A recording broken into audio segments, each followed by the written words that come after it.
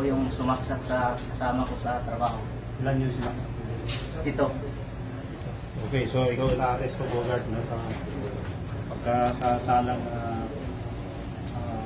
sa panagsak sa iyong mga kasama. Patay siya. Patay sa iyong mga kasama. Asahan na naman. Oo, ay na-arresto namin sa sanang pagpatay sa ikong kasamahan mo sa barangay Lupang. Ang lahat ng sasabihin mo ay maaaring gamitin namin sa iyo. Laban sa iyo, may karapatan ka manahimik. Ano man sabihin mo ay maaaring gamitin. Tapos may karapatan ka rin na magkaroon ng sarili mong husgado. Lawyer. Abogado. No? Kung wala kang kapasidad, ang bibigyan mo, pwede nga bigyan. Opo. Naintindihan mo ba yung mga karapatan mo na to? Opo, sir. Ano?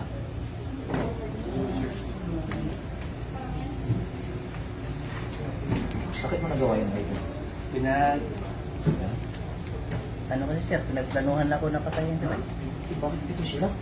Kasi nag-usap na sila na sa akin yun.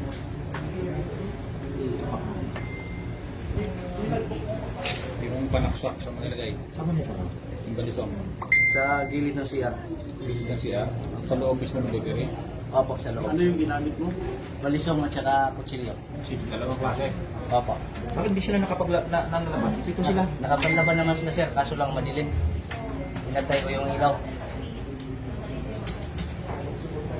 Pinatulog mo sila o Wala kasi tama-tama, hindi ka malang nilang saktan. Lumaban naman yung isa sa akin sir, yung nasa kwarto, yung naiwan yung kutsilyo. Pero lahat sila sir lumaban, kaso lang lamang ako kasi ako yung nakahawak ng kutsilyo. Wala naman lang kutsilyo. Kaya bawat lapit nila sa akin, tamaan. Tapos yung nahiga na sila lahat, doon ko na nila pinalo, yung may gumagalaw pa. Kung hindi lang sana nila ako pinagplanuhan na patayin sa unan para ipaano nila na sa asawa ko na namatay sa bangungot, hindi sana nangyari. Paano makalaman yan na may plano sila kanan? Kasi sabi sila, patayin natin si Bogart para pagdating sa asawa niya galing probinsya, patay na to, papalabasin natin na binangungot, papatayin natin sa unan. Kasi gusto siguro mangyari, pag napatay na ako, sa kanya na yung business namin, hati kasi kami nun.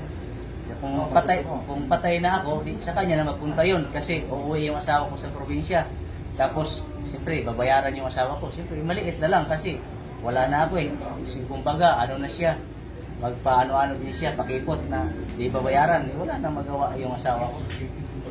Kaya yung nalaman ko na plano na ako patayin, kaya hindi na ako talaga natulog. So, anday niyo yung ano dito?